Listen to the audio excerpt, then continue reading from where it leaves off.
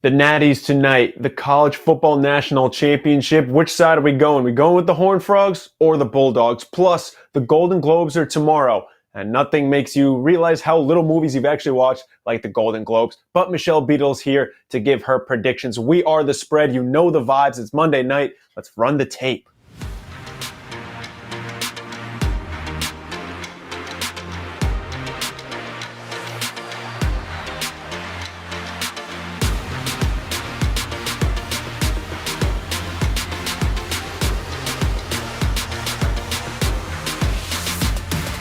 Welcome on to the spread, everyone. Hope you all had a good weekend. As always, I'm your host, Matias Weilmann, and now I'm joined by, as always, the two of the sharpest bettors on OddsChecker. We have John SlopRules, Hi Slop, and Matt DeadPresPicks McEwen for the My OC Premium Roundtable. Again, you can sign up for My OC Premium for less than $1 a day. We also have a 1-week free trial to get all of their picks, both premium and free. Gentlemen, appreciate you joining me on this pretty happy Monday morning, though.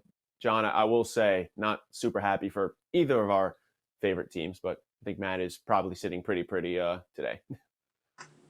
Yeah, that was bad. I don't like Baker Mayfield, like to begin with, but I really don't like him now. I can't believe he's not alone there. I got to tell you. I mean, it was set up so perfect for the Detroit Lions to take their rightful place in the playoffs, but did not happen. That stunk, man. It was nice to see him win, though. I'll be honest with you. Like I actually created a new list of the teams that could win the Super Bowl but did not make the playoffs, and the Lions were the only team that made that list. So that was good. So congrats to them for making that list. That was a big list to make. Pretty high end list. Let me ask you both. What are some big hits from this weekend? Give me some positives. So some positives. Well, the Lions spread hit last night, so that was fun. I know they didn't make the playoffs, so we have to shout out the Lions still playing.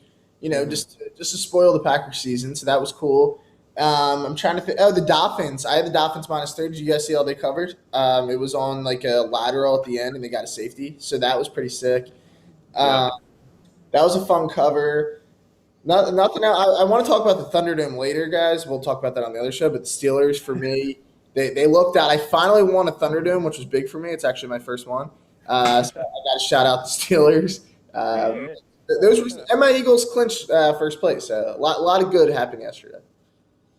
No, the Dolphins game that ruined the Garrett Wilson ladders. Like I wasn't even watching. I don't know where I was doing something. I thought Garrett Wilson covered his 100+ ladders, and then people were like, "Yeah, he did not, Slop." And then I looked. I said, "Wow!" Like it was the dreaded catch, the lateral thing. But if you're the first guy that caught it, all those yards come off your receiving yards. That's the worst. Fun fact. Fun prop betting fact. So if you're the guy who caught it, your day is pretty much ruined. Especially like, what if that were to happen like closer to the goal line? Does that make sense? Like, you could literally lose like 60 yards. No, yeah, that could kill a whole day. Yeah, so you're never. That would ruin like at least an hour of my life if that happened to me, where like my receiver did not cover because of one of those. But Wilson covered, Dotson covered.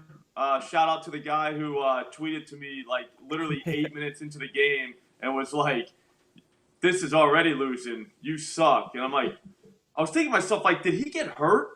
You know what I mean? So I was like, again, I wasn't able to watch that game. So I'm like, did he get hurt? Like, that sucks. And I looked like he's playing. I'm like, dude, this is like the first quarter. It's like, buddy, you might want to smash the brakes a little bit. Like, you're probably going to get a throw or two.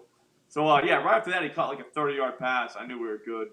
I always know where you're going to win whenever you get the tweet like that, because you're like, way too soon, bro. Like, you know what I mean? Like buddy, like you just kind of screwed yourself. But no, I don't remember. I think I did good Saturday night. The only thing that really hurt me was Darren Waller, 40+. Did you see how that didn't cover? He catches that touchdown, but it wasn't a touchdown at the end. I missed it. Yeah, and then Stidham threw for the sticks like 3 times on like 2nd and 21 on the last drive. Like that was not smart. So but no, it was all in all a good weekend of football. But to be honest with you, tonight's going to be even better. Tonight's way better. Yeah, we got a great game tonight. Also, shout out the Morning Edge. Hit a nice little 3-leg same game parlay on that Titans game because our boy Okonkwo, 2+ receptions and over 20 yards. So we will gladly take that. Real quick. I think, outside of obviously outside of the Lions not making it and my Patriots not making it either, which was tough, but I think we probably saw that coming. I want to just real quick run down the lines for the wild card weekend. And we're obviously going to talk about this a lot more as the week goes on, but I just want to give you the real quick lines, and I want you guys to tell me if there's any line that's jumping out at you that you want to jump on before it starts moving around. So I have them listed here. We have the Jags +1.5. We have the Niners -10, the Bills -11, the Vikings -3 at home, which is bold to trust the Vikings. Bengals -6.5. That's against the Ravens. The Bucks +3 against the Cowboys. Are there any of those that you're kind of just like, all right, I don't know what we're doing here. I'm jumping on this right now. Well, I'm most surprised about the Vikings line. If I had to, they're both bad at football. The Vikings and Giants. So that game in itself is just a bad game. But I don't know. I think the Vikings might be a little bit too disrespected. I mean, it's still a home game and it's still the Giants. So I think they'll cover -3. And on the flip side, I hate to say it, but I kind of like Dallas -3. Obviously, I'm an Eagles fan, but I don't think the Bucs will win a playoff game this year. I would be really surprised. I think at some point Dallas will turn it around. Even though Dak looks terrible right now, they're a much better team than Tampa Bay. So those would be the two that stick out to me. I don't want to be the guy. On the other side, I kind of like the Bucs there, just because it's the Cowboys. I want the Bucs. Yeah, I don't trust the Cowboys in the playoffs. It's really what it comes down to. That this is too perfect, honestly. Yeah. Also, too, they got. You ever heard of Tom Brady? Yeah. I think he might be good. So there's that. And then the other one, there was one you just said. I don't want to tell you. I think the Bills are gonna just boat race in that game. I mean, that should be a beating. Is Tua gonna be back or is he done? No, I don't think so. So if they start Skylar Thompson, they'll probably lose 50. Yeah. That kid is not good. No, they can't. They scored. They scored 11 points. And then that'll be rough. The Bengals game, that seems right. That seems like the right spread, the right number. I don't know which side I take there. I want the Bengals. Well, I think the Bengals are going to win that game, but 6.5. It's that's I don't know. We'll see. And then what was the first one? The Jaguars and Chargers, right? That'll be a fun game. That should just be a fun game. I don't know. That's if the Chargers get through that, they could be trouble in the playoffs. I mean, they could be. I mean, they're still the Chargers, so be careful. Though. But I mean, and then the Vikings. I don't know. I couldn't imagine laying money that I cared about on Kirk Cousins. I don't care who he's playing. In an important game where he has to be pretty good. You know what I mean? It's wow. Yeah. I don't know, man. That's gambling, though. You know what I mean? That's a fun gamble because you don't know what's gonna happen. There's literally no chance of you knowing what's gonna happen.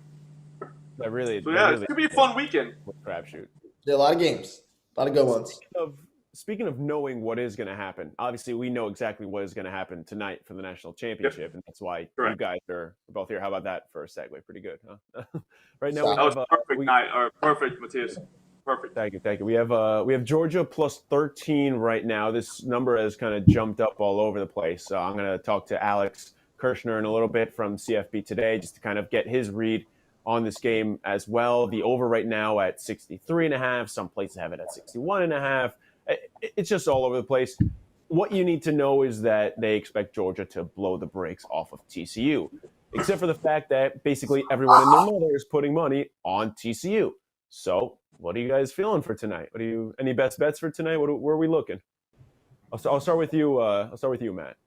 All right, yeah. So I'm looking at a prop here. I'm going to go Tay Barber, who's a wide receiver for TCU. If you guys aren't familiar, over 35.5 receiving yards and -115. I just think this game script is going to be favorable for TCU wide receivers. I was looking at Quentin Johnson. He's going to be the first receiver off the board in the NFL draft. I mean, he's an outstanding receiver, but his total's at 89.5. against a team like Georgia, I don't feel comfortable laying that high of a number. My dog obviously likes it. I don't know. Do you like the pick or not? Don't blame him. Yeah, there's something about the pick that's getting them going. But I think it's going to be a good spot for Barber. I think, yeah, right. I think we're going to see a lot of attention on Johnson in this game, which should open up Tay Barber. He's their number 2 receiver, statistically speaking. He's going to get his chances, right, in this kind of game. You kind of mentioned it, Matias. The spread here says that Georgia may blow out TCU. I don't think they're going to, but I do think this is going to be a favorable throwing script. I think Georgia's going to lead most of this game, and the only way for TCU to keep up is going to be throwing the football. This could also be a play where he has like 10 yards all game, and it gets down to those last couple possessions, and they just start methodically going down the field, throwing the ball, and he clears this number. So there's a lot of ways for him to get over this number. Again, I like Quentin Johnson. I was looking at Quentin Johnson. I also like his over on receptions at 4.5, a little bonus there. But I don't feel as comfortable laying the yards because Georgia is a really, really good defense. They have 2 corners that are going to be drafted in the first round. It's a tough team to get yards on, but I think this number is too low to pass up. Yeah, I mean, Ohio State didn't have any problem getting yards last week, but I don't blame you. You look at even Marvin Harrison, and it's just, you're going to shut down a receiver, and Georgia's a good team to do that, even though their defense has been a little sus the last couple of weeks. What about you, John? What are you thinking? Oh, I'm doing Quentin Johnson. 88.5 yards. That's at DraftKings. That's plus 115. I'll go over that. If you want to go to FanDuel, you can get 100 plus, 110 plus, and 125 plus. Like, all those are in play. Like Matt said, he's the best receiver in the country. Like, he's gonna be the first one off the board. And everybody wants to talk about Georgia's secondary, but I don't know if you guys noticed, but 2 guys for Ohio State went over 100 yards on them just last game. And then on top of that, if you're like, all right, well, that was a fluke. That was C.J. Stroud. That's Marvin Harrison, whatever. Well, 2 guys for LSU just did it too. 2 quarterbacks for LSU went 200-plus passing yards on them. So teams know that you can't run on them.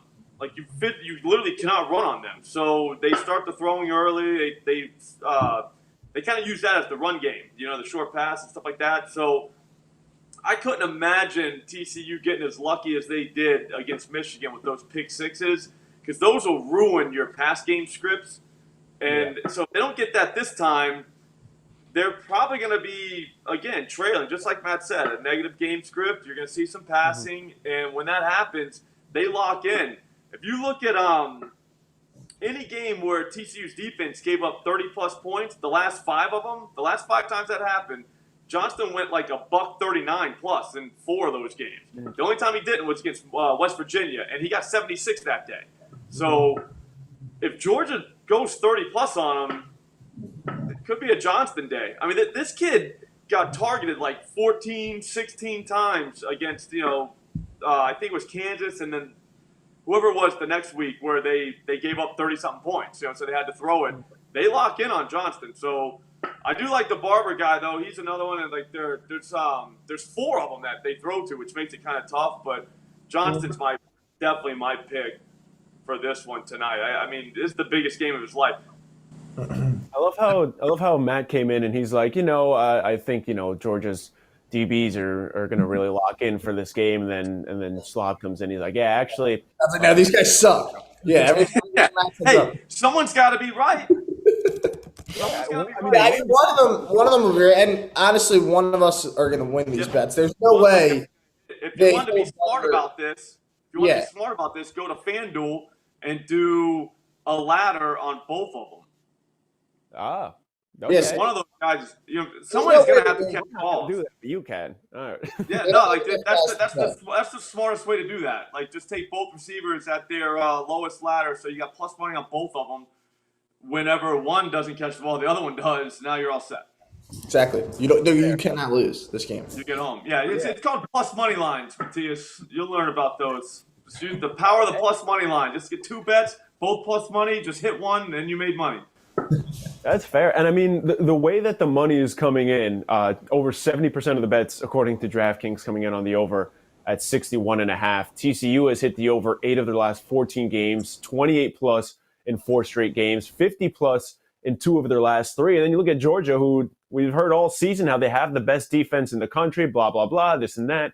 It's not that it's not true, but the over is hit in 3 straight games, and they've allowed 35 points per game over the last 2 games you guys talked about. So that's kind of a nice spot for some receivers. I don't know about you guys. I really like TCU plus 13. I just think that they have just been too good of a team, and it's too big of a stage for them just to completely flop. I don't know that they're going to win the game. I probably don't take them to win, but I like them to cover. And this kind of makes me feel a little icky just going, TCU to cover, and then it's over passing yards. But it's at 275.5 right now. The OddsChecker projection model has it at 280.1. So that gives me a little bit of confidence. He's hit this in 2 of 3 playoff games.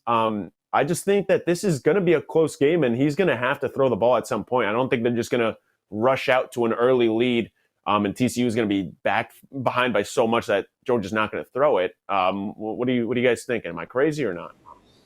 Yeah, I like TCU on the side. I mean, the thing is I think a lot of people are going to like TCU. I'm looking at DraftKings right now. So 66% of the bets are on TCU spread. That's actually not as much as I thought. I thought it would be more. I mean, when you see a number like 13 in the national championship, usually you're going to hop on it. MGM has it at 71%. So 71, yes. Yeah, but on DraftKings, what I see is 77% are on the over. So that's actually the most public side of the night. So maybe the under hits in TCU. I don't think both of the over and TCU will hit. It's the last game of the year. Maybe the books are just giving us a gift. Who knows? But yeah, I do think TCU keeps it. They all season, everyone's kind of written them off and underestimated. And every time I bet against them, they have taken my money. So I'm not doing it. It's the last game. Not doing it. I'll back. That's fair. Yeah, I'm with you. I got the Matt. We've talked about it a million times, but they got the old the purple thing going on. Yeah, so it's the purple. I don't bet on purple teams. It's a nice color for the season. You know what I mean? Great color for the game and all that. But I don't want my money on purple teams, John. I'm not a guy. There's no good purple teams. Neither Matt is neither. Neither one of us. We just can't do it. You don't do it. Fair. For that reason, no on TCU. But that's a good way to kind of hedge it, though, is taking Stetson, his pass yards. I mean, if you think TCU is going to cover, that could work for you. You know what I mean? Yeah. But there's a million different ways to play it. I kind of like our receivers, but I don't mind the Stetson play. But I can't back the purple team. I'm sorry. I wish I could. That's fair. I mean, I've never seen a bad purple jersey, so that's something. No, nice color. That's what me and Matt were talking about. That's how they reel you in. They trick you kind of, because it's a sweet jersey. It's awesome. You know what I mean? They always look great. But they usually suck. They play in the big game, and you're like, dude, another purple team took my money. Look at the Vikings. They do it every week. It's something that has to stop at some point. The only good purple franchise is the Ravens, and they're not even all purple. Yeah, they're a lot of black. Yes. Yep. And here's the thing. Here's how the purple people will kind of try and trick you too, because they'll be like, oh, well, how come a purple team won the Big 12? Well, it's because they played another purple team. Yeah. They don't tell you that. No, they had to win. They get a lot of purple going. Yeah, I would relax. I mean, like I said, it could happen. I'm not saying it can't happen, but what happens when it's 21-0 in the first quarter? Kenny McIntosh is just leaving tread marks all over TCU defenders, and you realize, damn, I got the purple team right now. You know what I mean? I knew better, and they're getting stomped. So that could happen. I'm not saying it's going to, but that's a realm of possibilities. So you got to watch out for that. Okay, so word to the wise: never bet on a purple team. Not in big game. That's for tonight. Not in big game. If there's anything from a big game to take from this episode, it is that you should never bet on a purple team, which is rough because that is my favorite color. But John and Matt, it's good for other stuff. It works for basketball. Baseball, you can win with purple, but I don't know that you can win football with purple on. That's fair. That's fair. All right, so I'm gonna go ahead and end this episode and go bet on a purple team, just because you said that. I won't take any slander for a purple uniform. Appreciate you guys joining the show today. Well, if there's a big college football game, you know who we have to bring in the show. Obviously, it's Alex Kirshner. You can see him every single week on CFB Today. Alex, really appreciate you joining the show for the big game. Matias, great to be with you. This is an exciting day. Love the capstone to the college football season every year, even if they play it on a Monday night, the weirdest thing in the world for a sport that is played on Saturdays or on New Year's Eve and New Year's Day. But looking forward to it. I think this is as fun a matchup as we've had in this game in a lot of years, largely because of the presence of TCU going up against Georgia. So we're going to have fun. Yeah, it really is weird. I don't know that I've ever given it that much thought, that it's kind of weird that they play, easily the biggest game of the season on a Monday. But yeah, I digress. We're going to watch it anyway, so that is no problem. Obviously, very different teams coming in. It is a David and Goliath type of matchup, at least according to the odds. It sits at about plus 13 right now for TCU. That line has jumped. It's gone as low as 11.5. I think it started as like 8. It went up to 14.5 in some places, but right now it's resting at plus 13. The best money line you can get right now is at Unibet. That's at plus 390. It ranges from about plus 320 to up near 400. And the over as of right now is at 63.5. And again, I keep saying the over as of right now and the spread as of right now, because this is probably going to jump at least once or twice until we get to the actual game. Alex, just what do you make of such a big line and the fact that it has moved this much? Yeah, it's been an interesting week of line movement. I have been sort of expecting, based on what we understand about some of the patterns, that there might be some Georgia money yet to come in, and I think we've started to see that in the last day or two, as this is pushed up in some places to even about 13.5 for TCU. I think the reason it's a big line, simply put, is that it's Georgia and it's TCU. This is a team that won the national championship last year, that has the best recruiting operation in all of college football right now, playing against a team that went 5-7 last year and that was nowhere near the vicinity of even being talked about for a national championship coming into the year. TCU is not one of these blue blood gilded programs like Georgia is. Just lacks the kind of talent acquisition that Georgia is always going to have, because they're the Georgia Bulldogs and they play in Athens, Georgia. And TCU has spent an entire year shocking people and playing incredibly impressively in the Big 12 and against Michigan in the Fiesta Bowl semifinal. But history is still history. The talent differential is still a talent differential. And that's why you get a 2-touchdown spread in the biggest game of the year in college football. Shout out one random New Jersey bettor, by the way. I believe this came in from BetMGM, who in October put $1,000 on TCU to be national champion. If you have lottery numbers, I'm willing to hear them. Alex, before we get into your predictions for tonight, just want to ask, what we saw from last game, big takeaways for each of these teams. We'll start with TCU, who got the big upset over Michigan. And they really tried to give this game away, but in the end, they did hold on. What did you see from last game that you're kind of bringing into tonight? I think TCU was just an incredible pain in the ass against Michigan and has been to a lot of teams all year. Defensively, I'll start there, even though it's not the thing that TCU is known for. TCU played a 3-3-5 defense under Joe Gillespie, their coordinator. Obviously, every team plays the nickel defense and a lot of nickel defense right now. But TCU is fanatical about it. They do it almost every play throughout the game. They really don't believe in supersizing their personnel. And they're just going to play with 5 DBs and 3 linebackers on the field and see if they can be a pain in your backside. And they have done that successfully. They certainly did against Michigan. You saw, D. Winters, a linebacker, pick sixing J.J. McCarthy early in the game. You saw another pick six later on. You just see TCU all year, and especially against Michigan, just getting into throwing lanes, having players that are positioned very well, and managing to, against the run, have guys flying down to help a 3-man front, even against, big talented offensive lines like the one that they saw against Michigan and like the one that they're going to see tonight when they play Georgia. So TCU has just been incredibly difficult to move off of the ball defensively and to get passing lanes against. And offensively, it's very simple. It's Max Duggan, it's Kendre Miller, and maybe above all, it's Quentin Johnston, their great wide receiver. The ball is going to go to number 1, and we know that, and every team knows that. Michigan knew that, and it didn't really matter. Quentin Johnston still got his. He's going to get his every week. You're just looking at a really good quarterback receiver duo right now with Duggan and Johnston, and Very few teams have been able to get those guys off their game. Maybe Georgia can, but I'm not considering that to be a foregone conclusion given what we've seen. Well, we saw, Kendra Miller may not be available tonight. He's going to have a brace on. It's truly a game time decision. Last reports are saying it's quite literally 50-50, but we saw TCU's running back depth also help them out. Real quick thoughts on Georgia, who barely escaped. Ohio State did cover, like we said, was a possibility on the show a couple weeks ago.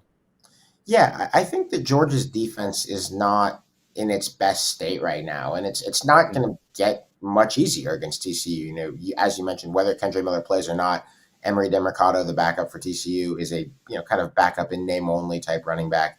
And Georgia's defense has not looked in its last couple of games, particularly in this most recent game against Ohio State, like the Georgia defense that we've gotten to know and love over the last couple of years.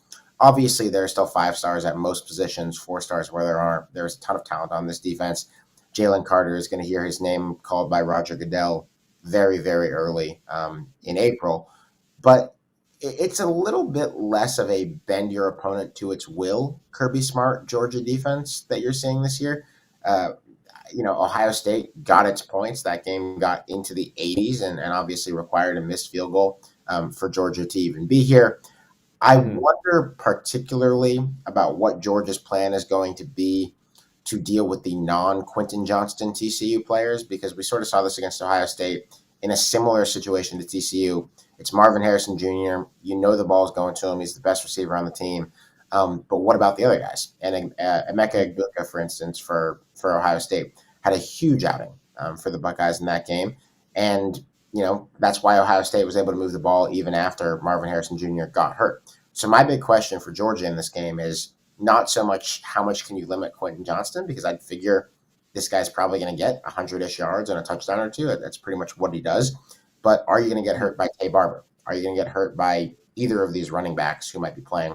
And in particular, are you going to get hurt by Max Duggan when he runs the ball? Max Duggan's legs have been a huge factor for TCU, and I think that Georgia had a problem there with C.J. Stroud, the Ohio State quarterback, when he took off running. So Kirby Smart's one of the best defensive coaches in the country. Will Muschamp is one of the best defensive coaches in the country, the coordinator for Georgia, who gets made fun of for his head coaching tenures, but is a pretty sharp defensive mind. I am very curious what Georgia does to try to deal with those weaknesses that showed a little bit against Ohio State, and to some extent that showed in the second half against LSU in the SEC championship, even though that was garbage time and that game was already decided. So he's not saying slam the over on everything, but he's not saying slam the over. No, I'm not saying it. I think that if we'll probably get to it, but if we're going over versus under, I think I like the over in this game. I think I do. All right, little foreshadowing. I want to read some of where the money is coming in. You mentioned a lot of late money is coming in on Georgia, as we expected. As of right now, this according to DraftKings, 58% of the handle and 71% of bets coming in on TCU plus 12.5. Again, this number has just jumped all over the place. 71% of the bets are coming in at the over. That was when it was at 61.5, and 76% of the handle and 88% of the bets are coming in on that TCU money line at plus 375. Again, you can always use our OddsChecker grid to make sure you're getting the best value on the money line, on the spread, on the over, whatever you're deciding to bet on today. So, Alex, without further ado, let's give the people what they came for. What are your picks for tonight? Yeah, on the spread, I'm going to go with TCU. I think the best number you can see it at right now, and so the one we'll play on this show, because you can do that with OddsChecker, is plus 13.5 for the Horned Frogs. This is the benefit of waiting. This had been a little lower for most of the week. It had been about 12.5. Kind of based on some of the patterns that you just talked about, with there being a lot of bets, but a little bit less of the money on TCU, sort of getting an indication that some sharp money might be on Georgia and that there might be a little bit more to come on Georgia. It seems like that's happened, and that's probably why this line's gotten a little bit wider, why it's gotten up to 13.5. Certainly, I would like it more at 14 or 14.5, but I just think this is a lot of points. And there's a reason why people are gravitated towards the big number when you have a team that is 13-1 and is getting almost 2 touchdowns against anybody. With as much respect as people have for the defending national champs, the default is that college defenses can get scored on. And Georgia pretended last year, like, all right, you can't get scored on now. You're playing the Georgia defense. You're not going to score. but Ohio State got to the 40-point mark or so in that game. You have seen a couple of teams this year, more so than last year, be able to just put a few drives together here and there. And more importantly, TCU just barely gets stopped. They had really one slog of a win in the regular season where it was a defensive struggle against Texas, and I think they won that game 17-10.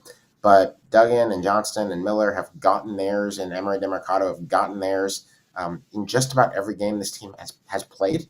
I think that the similarities between TCU and Ohio State are worth taking somewhat seriously here. Obviously, Ohio State is a more talented offense top to bottom, and so I don't know that TCU is going to push 40 in this game, but I do think that the high-end talent at quarterback, at receiver, at running back, and a talented Texan offensive line is going to do a pretty good bit of business for TCU. I think they're going to score points. I think their defense is going to keep being that pain in the ass that we talked about. I'm not banking on 2 pick sixes in this game, but I do think that they can get into some throwing lanes. I think that they can bother Stetson Bennett a little bit. Guys like Josh Newton, Travius Hodges-Tomlinson, D. Winters, the linebacker, again, a huge, huge factor in the Fiesta Bowl after not maybe having the best season of his college career. So I just think that TCU on both sides of the ball has enough juice to make this a competitive game. I am not on TCU money line. I'm also not, for that matter, on Georgia's money line. I think Georgia will win the game straight up, but 13.5, just a lot of points for a team that has been defying expectations all season. And I don't think it takes a lot for them to keep this game down to the last possession and to cover perhaps comfortably. Though obviously you don't have to bet that they'll do it comfortably. You just have to bet that they'll do it. Yeah, no, that's fair. And what about the over-under here? Because like I mentioned, a lot of the money is coming in on the over, and statistically, it seems like the over is going to hit today. But, you factor in the national championship, and these games do end up being close sometimes, especially with that spread being as big as it is. Where are you leaning there? Yeah, I'm leaning more in this game. I think over 63.5 is the good place to be based on what we know about these teams coming in. And I've talked about Georgia's defense not being quite the war machine right now that it has been for most of the last 2 seasons. But also on the flip side, Georgia's offense has revved it up and shown that it can play in and win shootouts and be comfortable in those games. That has really been the big question about Georgia for the last 2 seasons while Stetson Bennett has been the starting quarterback. Obviously, he was playing a little bit even before that. But it was in a game where you have to trade touchdowns and where you can't control the flow of the game, run the ball 65, 70% of the time, and just exert your will. Can Georgia score points? And the answer seems to be a pretty resounding yes. Stetson Bennett showed up really big in the second half against Ohio State. Arian Smith and A.D. Mitchell, 2 wide receivers there, have really come into focus, especially now that they're healthy. That's been an issue for A.D. Mitchell. Arian Smith's really come on strong. I am a little bit curious about the health of Darnell Washington, one of several very good tight ends on the Georgia roster. He's sort of the bigger bully ball blocking tight end of their 2 big ones, Brock Bowers being also a good blocker, but kind of the more prolific downfield receiving threat. If Darnell Washington's not 100%, which he might not be, I wonder if that makes Georgia play a little bit more of a spread-oriented, air it out, throw the ball kind of game plan under Jeff Monken, their coordinator. I just think Georgia is going to score in this game. And I've already talked about how strongly I feel about TCU's offense and some of those weapons there.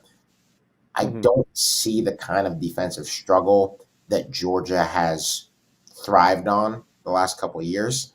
I see something a bit more shootout-y, not necessarily, what we saw in either of the semifinal games, but it doesn't take that in either of the semifinal games to get to 64 points in this game. And I think that there's a little bit more complementarity than you might expect between TCU getting 13.5 or so and the over. Generally speaking, you pick the bit if you're expecting a team to cover a large spread, you might think that would mean fewer points overall in the game, and that might not be great for the over. But I don't have a hard time seeing this thing being, 35-30. I don't see a hard time with Georgia getting into the 40s in this game, and really giving some breathing room to the total at 63.5. So maybe it's a bit hedgy to go TCU and the over, but I actually think there's more upside for a daily double here than there often is with big spread number in the over. Yeah, I like that kind of train of thought. And again, not to be boring, but my bets for today are TCU plus 13 and the over. So sorry to be a party pooper. And just some numbers to look at here for both of these teams. Ohio State giving up 35 points per game over the last 2 games, like you mentioned.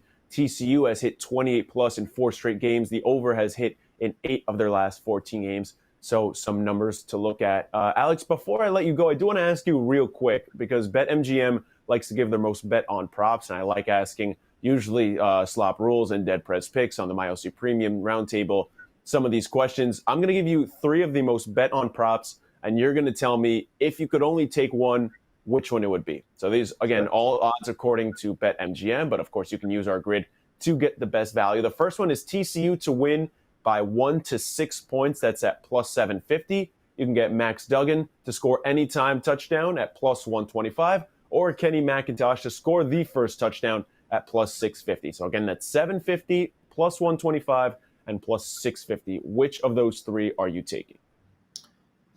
If we're playing props, and obviously I advise responsibility and caution with props and with anything that you might play. But I think TCU by 1 to 6 at a huge number, with a lot of juice in your favor, is appealing. If you are the hedging type, if you like to vary things, perhaps you would look at the Georgia spread and the TCU 1 to 6.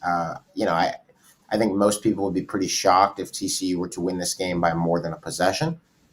I think that there are some fun things you could do with TCU by 1 to 6 in this game. Whether you just think they're going to win a really tight game, or whether you might like that as a way to pair it with something more conventional on the Georgia side. So I think I would go with that one. Okay, fair enough. And I think I speak for all of America and anyone that's watching.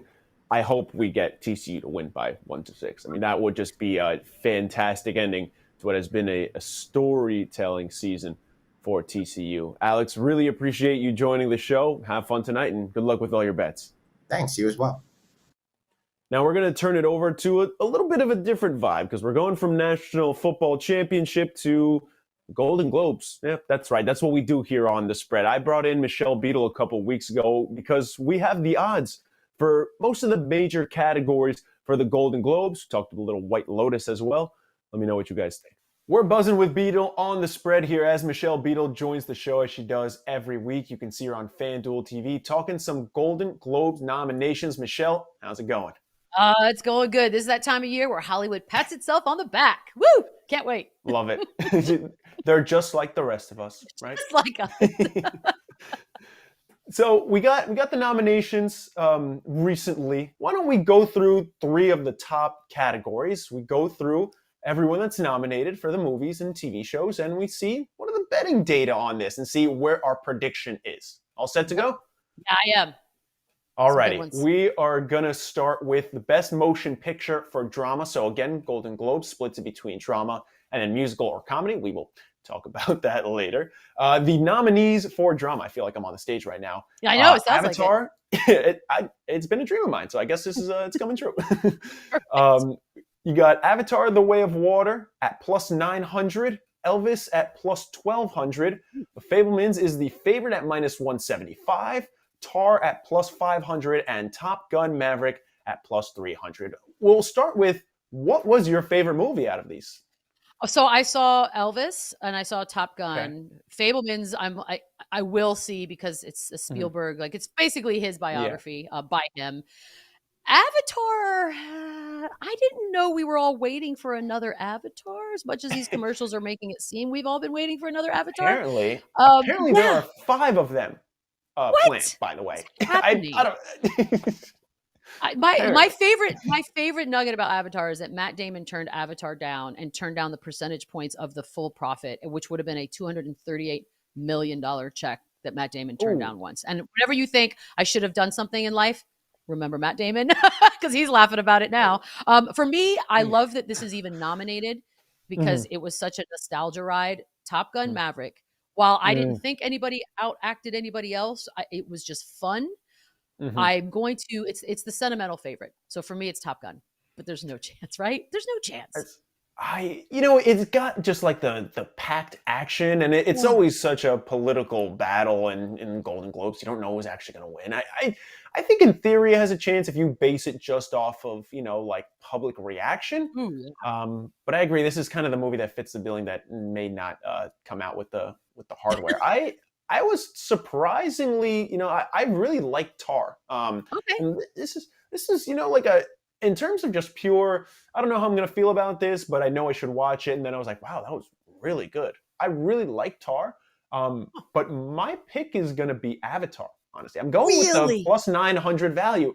I just think and I'm a big Marvel guy, so I'm kind of hypocritical, but just you throw money at things, it kind of diminishes the value. But this has been in the works for like a decade. By the way, can you imagine being like close friends with James Cameron? There cannot be a more tedious, like detailed human being in the world. Like he takes years to do something. It's impressive, patience wise. I don't have it. Being friends with a director in general just probably sucks. Great point. Never mind. Take it back. I'm going with Avatar. You're rocking with Top Gun. Your top movie for the year. Yeah. Okay. Although it seems like it had decent odds. But yeah, Top Gun. Yeah, plus 300, second favorite, not too shabby. For best motion picture, musical or comedy, this is always an interesting for nominations. Babylon at plus 750, The Banshees of Inisherin at plus 225, Everything Everywhere All at Once at minus 175, the heavy favorite. Glass Onion and Knives Out Mystery at plus 1,000, and Triangle of Sadness, which apparently was hilarious, must have missed that, at plus 1,400. It sounds like a Ricky Gervais attempt. I love it so much. So this is a very confusing, because if you have not seen some of these movies, and some we can't yet, there's no way. But Babylon has everybody and their dog in it. It's like a who's who of A-list actors. So that's always sometimes something to deal with. Although sometimes I think it backfires. Everything Everywhere All at Once is the one that I have seen. And it's crazy, and it's Michelle Yeoh. It's a cool movie. I'm not sure how it's musical or comedy. Glass Onion, if it's Daniel Craig. Yeah, right. There's technically music. If it's Daniel Craig's weird Southern accent again, I don't know how that's in here, but whatever. So for me, I think I'd like to see the upset here. I'm gonna go Triangle of Sadness based on irony at this point, because I think that fits the bill. Yeah. Okay, I can get behind that. And I mean, I agree with everything you said about all those movies. I mean, Babylon is just like a stacked cast. And Glass Onion, I barely missed when it was in the movie. So now I have to wait for it to come out on Netflix. I'm like, all right, we got to do this. So, I mean, I think even if it's as good as the first one, and I loved the first one. It was entertaining. It was really cool. I don't know that it really has the weight for, even a top 3 finish. I'm going to be boring here. I'm going to go with chalk. I'm going to go with Everything Everywhere All at Once. This was my favorite movie out of the 5, considering it's one of the few ones I saw, because it's one of the few ones that were out. Exactly. In full disclosure. But this movie kind of sounds like, this movie was too good. We have to include it somewhere. It just barely missed the drama one. Sure, I heard some musical notes in the back. Let's just give it the spot in this category, and we'll have it win type of thing. And it's minus 175. It's boring, and I think it's a Michelle Yeoh moment. Like, I think she's having a moment. That, by the way, that's the most ridiculous entertainment sentence you're going to hear out of me. She's having her moment right now. We're going to record that. Like, that's such a thing they say. But yeah, it's a weird category, especially because a lot of people look to the Golden Globes as like, oh, maybe some of these go Oscar, and I can't even picture some of these as Oscar nominated movies. But here we are. Yeah, I wouldn't think Glass Onion would be a Oscar nomination. And again, I love the first one, but if we got to be honest here, we're going to watch it. Maybe David Bautista in a Speedo is enough. Well, they did make the sailor sweater famous in the first one with Chris Evans, so you never know. This could be something. That is true. And our last segment we're going to get to here is going to be the best TV series in a drama, and this is an absolutely loaded category. I think you can make a claim 1 through 5 that any of these shows could win. So running down the list here, we have as the two favorites, co-favorites, Better Call Saul at plus 163, same odds for Severance, The Crown and House of Dragon right behind at plus 450, and then Ozark at plus 1,400. Honestly, I kind of agree with how these are kind of stacked in terms of the favorites and such. It was a bummer that the season of Ozark kind of sucked. comparatively. What are you? Where are you leaning here? Yeah, I think it gets the love because it was sort of it, right? Like it's the Yeah. we're done. Oh, well, we're done with a few of them, but House of the Dragon is one of my favorite shows currently that I watch, but it's so new that I don't think it has a shot in the world, right? It's just sort of right now glomming on to the Game of Thrones love, but Severance and Better Call Saul, I think Better Call Saul is the winner here for a variety of reasons. I think Odenkirk is absolutely adored and loved. I think Breaking Bad was such a perfect show that the idea that a spinoff of it has been equally as good, if not better, according to some. That's hard. Like that, the fact that they did 2 is insane to me. The Crown is so specific. It's not my jam. I'll be 100% honest. I don't care. I do not care about The Crown. And I loved. It's interesting because it's interesting because you mentioned House of Dragon is also kind of, it could be not someone's jam. I don't know how, but I agree. No, I agree. And a lot of people were turned off by myself included, the final season of Game of Thrones, that it was like, we kind of came back negatively, like, let me see what they're going to do. And it turned out it's actually quite entertaining. But I'm going to go Better Call Saul here. I think that is the sentimental and also favorite for a reason. I think my therapist has heard enough about how I felt about House of Dragons or Game of Thrones last season. But angry. Yeah, it's interesting because you have House of Dragon. It's a new series, but it's a spin-off, and then same thing with Breaking Bad type of Better Call Saul, except that's obviously been around for more seasons. But the Better Call Saul was a good show, but they really took a step this season, and everyone got on board. I do think that this might be one where it's just kind of splitting hairs between that and Severance, maybe, because that was a great show too. I have to agree. This is the one that we agree both on. I would think the favorite for Better Call Saul is going to take it at plus 163. We're going to win. One show we did not talk about, though, that we have to, because it's the only thing anyone's talking about right now, is White Lotus. It is nominated for Best TV Limited Series. I think we'd be here for 2 hours if we did every single category. I want to get your thoughts because a little birdie told me you have an interesting opinion on the show. Well, I don't think it's interesting other than it's just seemingly different. I am a latecomer to the White Lotus parade. I actually binged all of it this past weekend and a couple days into the week. So I'm done with both seasons. I know that you are about to be done with the second, so I will not spoil anything. Yep. I am a saint. Full transparency, I'm up to the finale. Yeah, you're almost there. You're almost there. I think, and this could fall under my sort of Titanic, Forrest Gump umbrellas, where I was late to something, and by the time I saw it, thought it was a little overrated. And I get a lot of poop for the Forrest Gump idea, but it is what it is. I know. So I think that's where we are here. I loved the travel porn of it all. I love Hawaii. I love the south of Italy. These are beautiful places we all want to go to all the time. I love the cast in both seasons. But I will be honest with you, I was very underwhelmed as far as a show. My judgment and how I judge if something is good or not. Am I tempted to scroll through my phone while it's on? That's how I know if I'm into something or not. And when I say not only was I tempted, I had my computer out at times and was scrolling through so I just, it just wasn't enough. The story's a little much for me, a little far-fetched. If that's the kind of just like, if that's the baseline for how entertaining it is, I don't think anyone, just ages 18 to 24 is ever entertained by anything.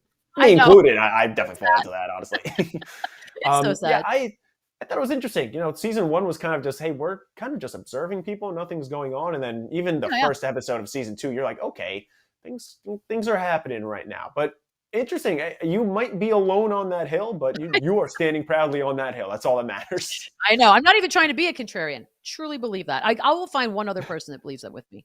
Maybe. Okay. Bring them on Buzzing with Beadle next week. Michelle, Seriously. Really appreciate you joining. Thank you.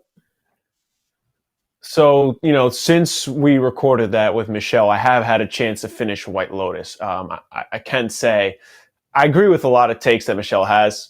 That might not be one of them. I thought that was awesome. But anyway, that's not what we're here for. We're here to tell you about an opportunity to win $500 on us. And it's basically no effort put forward. And all you have to do is subscribe on our YouTube page at OddsChecker US, and you're automatically entered. And if you want an extra entry, just comment on any video, and let's make things easy. Let's just make it this video, and you're automatically entered for an extra entry. So again, $500 giveaway, and you get a pretty nice graphic on your screen for it, and you comment on any video, and you're automatically entered for another entry for those $500 that you can take home this January, whether you're betting on the big game or any NFL game during this playoff run. That's going to do it for this episode of The Spread. We'll be back with you on Thursday breaking down everything for the NFL Super Wild Card Weekend. Can't wait. DeadPres and SlopRules will be back. We'll have some props with BMAT in the NBA and in the NFL. And we've got the Australian Open coming up in tennis. You're not going to want to miss our preview for that. Talk to you guys on Thursday. Let's make sure we get in the green this week.